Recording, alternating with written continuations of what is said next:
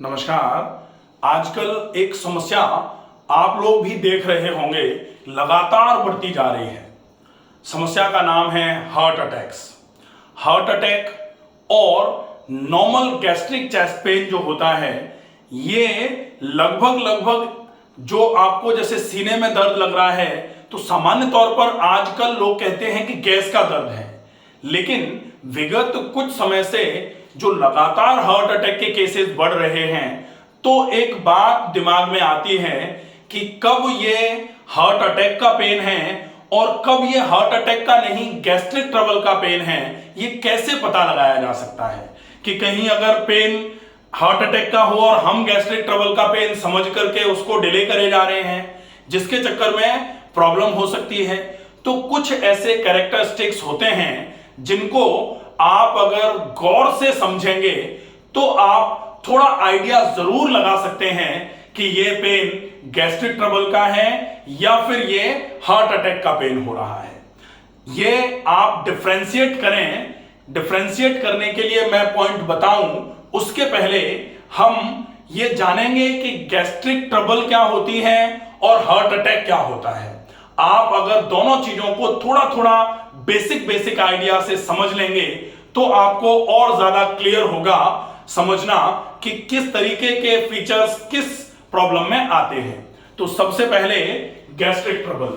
Gastric trouble, अगर आपको gas ज्यादा बन रही है तो फिर आपको क्या करना है, गैस्ट्रिक ट्रबल में आपको यह समझना है कि गैस बनने का मूल कारण क्या होता है। तो गैस बनने का मूल कारण क्या है? ये पाचन तंत्र हो गया, ये आमाशय है। आमाशय में जो भोजन डाला जाता है, जब वो अच्छे तरीके से पचता नहीं है और बिना पचे हुए जब वो आमाशय में भरा रहता है, तब फिर वहां पर डाइजेशन नहीं होता है, इसलिए फर्मेंटेशन होना चालू हो जाता है और वो गैस्ट्रिक ट्रबल का काम कराता है।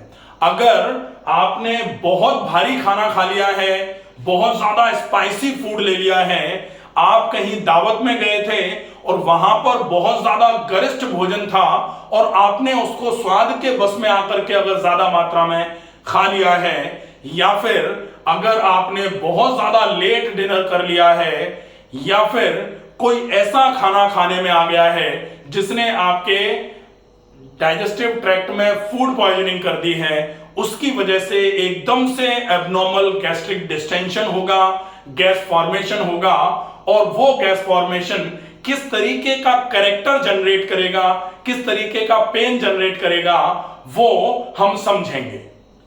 अब होता है दूसरा है हार्ट अटैक। हार्ट में आप बेसिकली देखते हैं कि 4 चैम्बर होते हैं इस तरीके के, और इन चारों चैम्बर्स में इस तरीके से ये 2 यहां पर और यहां पर 3 ये वॉल्स होते हैं। इसको बोला जाता है बाइकस्पिड वॉल, और यहां होते हैं ट्राइकस्पिड वॉल, 3 कस्प वाले। ये होता है एट्रियम लेफ्ट वाला, ये होता है राइट वाला एट्रियम, ये होता है राइट वाला वेंट्रिकल, और ये होता है लेफ्ट वाला वेंट्रिकल। तो लेफ्ट वाले वेंट्रिकल से यहां से इस तरीके से वो एओर्टा निकलता है, और ये एओर्टा इस तरीके से पूरे शरीर में खून को संचारित कराने का काम करता है। यहीं से बेस ऑफ एओर्टा से 2 खून की नलियां, 2 आर्टरीज निकलती हैं, जिनको लेफ्ट कोरोनरी आर्टरी और राइट कोरोनरी आर्टरी के नाम से जाना जाता है। जो आर्टरीज आपके इस हार्ट की मांसपेशियों को खून की सप्लाई पहुंचाने के साथ साथ न्यूट्रिशन पहुंचाने का काम करते हैं।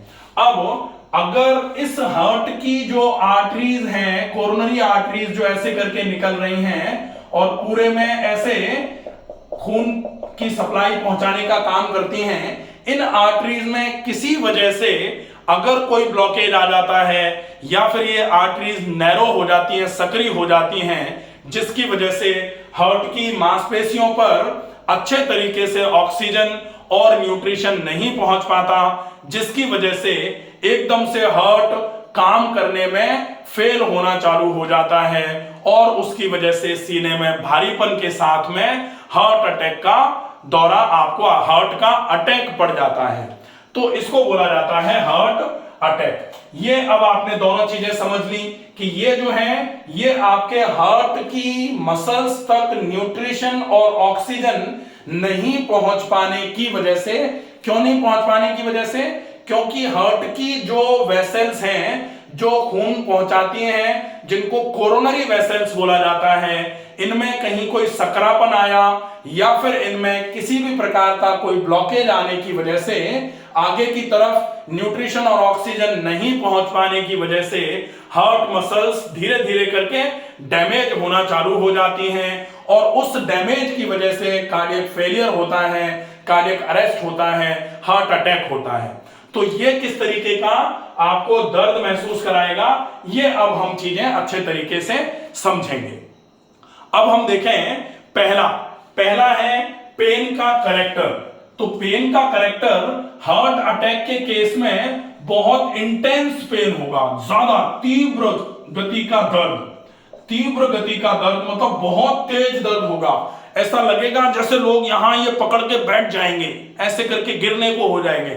आप देखते हैं पिक्चरों में ऐसे करके हाथ लगाते हैं और तुरंत ऐसा लगता है जैसे थ्रॉबिंग पेन होगा, नॉबिंग पेन होगा, जैसे किसी ने चाकू घुसा दिया है, और स्क्वीजिंग टाइप का पेन होगा, ऐसा लगेगा जैसे छाती को कोई अंदर की तरफ धकेल रहा है, दबा रहा है। ऐसा अगर दर्द आता है तो ये दर्द हार्ट अटैक को रिप्रेजेंट करने का दर्द होता है। दूसरे नंबर पर जो गैस्ट्रिक ट्रबल का दर्द है उसकी इंटेंसिटी इतनी वीक नहीं, इतनी ज्यादा तीव्र नहीं होती है, इंटेंस पेन नहीं होता है। यहां दर्द रहेगा, भीना भीना दर्द रहेगा, कभी कभी आपको लगेगा दर्द बढ़ रहा है, कभी कभी आपको ऐसा लगेगा कि दर्द कम हो गया। ऐसी कंडीशन जो है वो अगर आपके साथ हो रही है तो ये गैस्ट्रिक ट्रबल का पेन है। दूसरे नंबर पर जो देखा जाता है कि आपके एपिसोडिक अटैक्स जो हैं, एपिसोड्स जो हैं, यहां आप देखोगे कि कभी कभी ऐसा होगा कि दर्द 10 मिनट के लिए गायब हो गया, थोड़ी देर बाद फिर आया, फिर 10 मिनट के बाद फिर से गायब हो गया, फिर थोड़ी देर बाद आया। अगर ऐसा हो रहा है तो एपिसोडिक अटैक बोला जाता है इसको। लेकिन यहां पर दर्द कब दूर होगा? आपने कुछ पिया, थोड़ा ठंडा पानी पी लो, दर्द कम हो जाएगा। थोड़ा सा आपने थोड़ी देर के लिए कम हुआ, फिर से बढ़ेगा। तो यहां पर एपिसोड जो है वो आपके कुछ खाने पीने या फिर पेट पर ठंडे पानी का गीला कपड़ा रख लो, उससे कम हो जाएगा। बिना कुछ खाए पिए दर्द यहां कम नहीं होगा, यहां दर्द धीरे धीरे करके बढ़ेगा लगातार, लेकिन यहां दर्द तीव्र गति का होगा, लेकिन एपिसोडिक हो सकता है। अब हम आते हैं ट्रिगर्स। ट्रिगर्स मतलब कौन सी चीजें दर्द को बढ़ा रही हैं, इस किस चीज के बाद दर्द आया है, इससे हम एक अंदेशा लगा सकते हैं कि यह दर्द किस चीज का है। तो अगर ट्रिगरिंग में स्ट्रेस है या फिर फिजिकल एक्टिविटी की वजह से सीने में भारीपन आया, आपने ज्यादा भारी काम कर लिया उसकी वजह से सीने में भारीपन आया, सीढ़ी चढ़ ली, ज्यादा चल लिए, ज्यादा दौड़ लिए, एकदम कुछ थकान का काम कर लिया, उसके बाद अगर दर्द बढ़ रहा है तो डेफिनेटली ये दर्द आपका हार्ट के अटैक का दर्द हो सकता है। अगर ट्रिगरिंग में भारी खाना खाने के बाद दर्द आया है, बहुत ज्यादा लेट नाइट डिनर किया था इसके बाद अगर दर्द आया है, तो फिर ये दर्द जो है वो गैस्ट्रिक ट्रबल का दर्द हो सकता है। हालांकि बहुत ज्यादा भारी खाना आपके कार्डियक अटैक का भी रीजन बन सकता है कि भारी खाने की वजह से एकदम से गैस्ट्रिक ट्रबल बढ़ी और उसके बाद धीरे से हार्ट पे प्रेशर गया और हार्ट का अटैक आना चालू हो गया। तो यहां ये जो भारी खाना है ये दोनों चीजों के लिए ट्रिगरिंग होगा। यहां भारी खाने ने गैस्ट्राइटिस को तो ट्रिगर किया ही, गैस्ट्रिक ट्रबल को ट्रिगर किया ही, लेकिन उस गैस्ट्रिक ट्रबल की वजह से कभी कभी हार्ट पर प्रेशर बढ़ने की वजह से हार्ट पर भी प्रॉब्लम होने के चांसेस बढ़ जाते हैं। तब फिर आपको भारी खाने में गैस्ट्रिक ट्रबल प्लस आपको पेन की इंटेंसिटी देख लेनी पड़ेगी। इस पे अगर आप फोकस करेंगे तो आपको एक आइडिया लग जाएगा। इसके बाद फिर अब तीसरी चीज आती है कि आपको विशेष रूप से यह ध्यान रखना है कि आप किस चीज से दर्द में रिलीफ हो रहा है, इस बात पर भी थोड़ा सा ध्यान रखें। किस चीज से रिलीफ हो रहा है? जैसे अगर आप थोड़ा आराम कर रहे हैं और आराम करने से अगर आपको दर्द में आराम मिल रहा है, इसका मतलब आराम करने से इस दर्द में आराम नहीं मिलेगा, बल्कि अगर गैस का दर्द है तो जैसे ही आप लेटोगे बढ़ जाएगा। लेकिन अगर हार्ट अटैक का दर्द था या फिर हार्ट पर किसी भी बहुत ज्यादा एग्जॉस्टिव एक्टिविटी की वजह से प्रॉब्लम आ रही थी, तो जैसे ही आप थोड़ा विश्राम करोगे आपको थोड़ा आराम लगेगा। ऐसी कंडीशन में आपको ये जरूर ध्यान रख लेना चाहिए कि आपका हार्ट थोड़ा सा ससेप्टेबल है।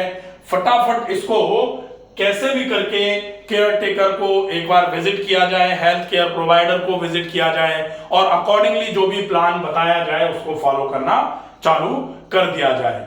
अगर आप देखते हैं कि आपने कुछ ऐसी मेडिसिन खाई जिन मेडिसिन में जैसे पीपीआई मतलब जैसे अगर आपने प्रोटॉन पंप इनहिबिटर ले लिया, जिसको एंटासिड के नाम से भी प्रोटॉन पंप इनहिबिटर को जाना जाता है, तो खाली पेट की गोली जो होती है, गैस की गोली जिसको बोला जाता है, वो एसिड रिलीज को कम करवाने का काम करती है। पीपीआई लिया और दर्द में आराम हो गया तो फिर ये गैस्ट्रिक ट्रबल का दर्द माना जा सकता है। लेकिन पीपीआई के बाद भी पेन की इंटेंसिटी अगर कम नहीं हो रही है तो फिर ऐसा माना जा सकता है कि ये दर्द हार्ट अटैक का हो सकता है। इसके अलावा एसोसिएटेड सिम्टम्स जो होते हैं, आपका अगर आपको सीने में दर्द हो रहा है, सीने के दर्द के साथ साथ एसोसिएटेड सिम्टम्स क्या हैं?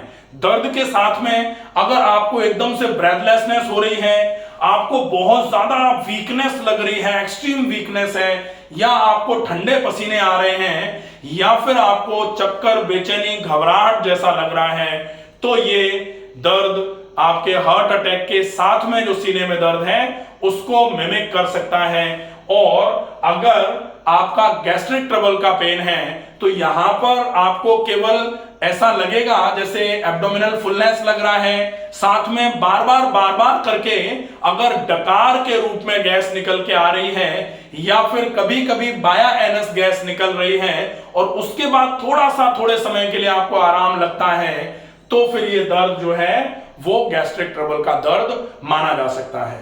ये कुछ ऐसे डिफरेंशिएटिंग फीचर्स हैं, डिफरेंशिएटिंग कैरेक्टर्स हैं जो डिफरेंशिएट कराने में आपकी मदद कर सकते हैं। लेकिन प्लीज अगर आपको कभी ऐसा लग रहा है तो एक बार हार्ट प्रोफाइल्स जरूर करा ली जाए। हार्ट प्रोफाइल्स में आपको सबसे पहले क्या कराना है, एक तो ईसीजी करा लिया जाए, ईसीजी के साथ में एक 2D इको करा लिया जाए, 2D इको के साथ में एक होता है टीएमटी, वो करा लिया जाए। फिर अगर आपको कभी बार बार करके ऐसे फीचर्स लग रहे हैं, 3-4 बार आपको ऐसा लग चुका है, तो फिर आपको कैसे भी करके कोरोनरी एंजियोग्राफी करानी चाहिए, या फिर आजकल कोरोनरी का सीटी एंजियोग्राफी भी होने लग गई है। कोरोनरी सीटी एंजियोग्राफी वो करा सकते हो। और उसके साथ में एक टेस्ट है जो आपकी हार्ट मसल की क्षमताओं को जानने के लिए किया जाता है, उसको बोला जाता है कार्डियक ट्रोपोनिन टेस्ट। अब इसको बोला जाता है HSCTN, ठीक है। तो HS मतलब high sensitivity cardiac troponin, L करके आता है ये, तो फिर ये वाला HS, इसको पूरा लिखा जाता है HSCTNL। ये टेस्ट आप करा लीजिए। अगर ये टेस्ट करा लेते हैं और ये नॉर्मल आ रहा है तो फिर आप निश्चिंत हो जाते हैं कि हार्ट से रिलेटेड कोई समस्या नहीं है।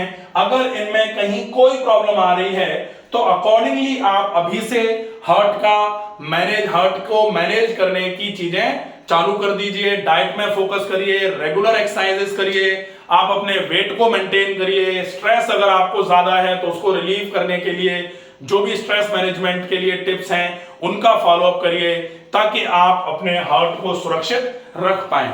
आशा है ये वीडियो पसंद आएगा, ज्यादा से ज्यादा लोगों तक इस वीडियो को पहुंचाएं। स्वस्थ रहिए, सुरक्षित रहिए। धन्यवाद।